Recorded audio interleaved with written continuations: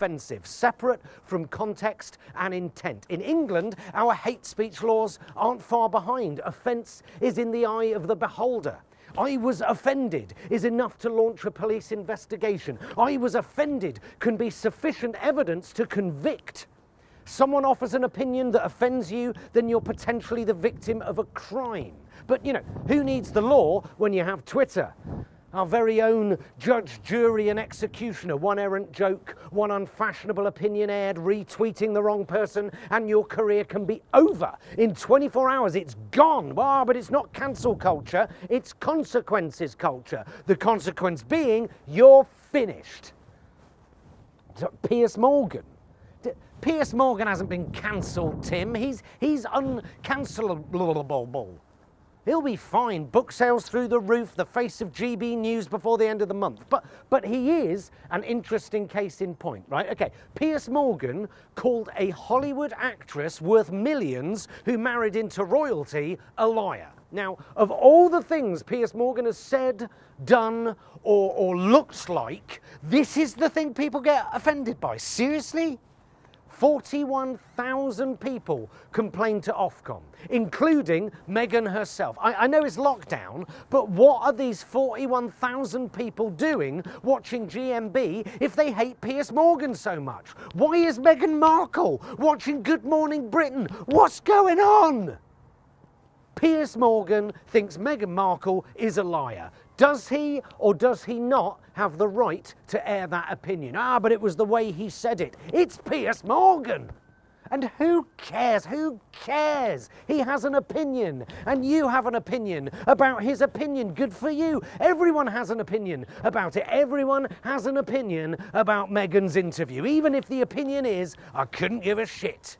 You have an opinion about it. You have an opinion about it. The man rifling through the bins over there, he probably doesn't have an opinion about it. Maybe he does. I don't know. We should vox pop him after this. Everywhere I look, I see a cancel culture in action. I see newsreaders resigning over tweets of Shakespeare quotes that have deliberately been taken out of context. I see comedians apologizing for 10, 20-year-old jokes. I see people hurling words like racist and Nazi at people who vote differently to them. Actors accused of bigotry for playing roles of different sexual orientations and genders and disabilities. Basically, every Oscar winner before about 2 years ago is now problematic. I see a culture that eschews redemption or forgiveness. I see armies of keyboard warriors with their caps lock on overdrive. The witchfinder generals, they never went away. They just got themselves a decent broadband connection. And yet the left are gaslighting themselves about this. Liberals tell us the culture war is a fiction, whereas I see it every day in The Guardian and The Telegraph. The argument seems to be if you believe in cancel culture, you're probably a right-wing arsehole. If you believe in the culture wars, you're probably a right-wing arsehole. The irony being, by saying just that, you are yourself engaging in and contributing to the very same culture war that you pretend doesn't exist. You fuel the fire of the very thing you pretend doesn't exist by pretending it doesn't exist. When you say cancel culture is a myth, you're creating a myth.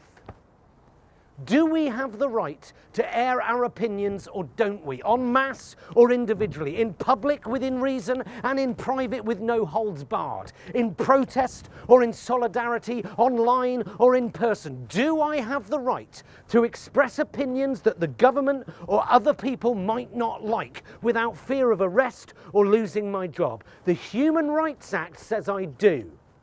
This policing bill and the Scottish hate crime bill says I don't. They are two sides to the same coin, and if you're up in arms about one of them, you should be up in arms about both of them. Our rights and freedoms they're being chipped away in front of our very eyes, and people are moaning about having to wear a fucking piece of cloth across their face in Londis. Well, the passing of this bill comes just days after police controversially arrested people on Clapham Common.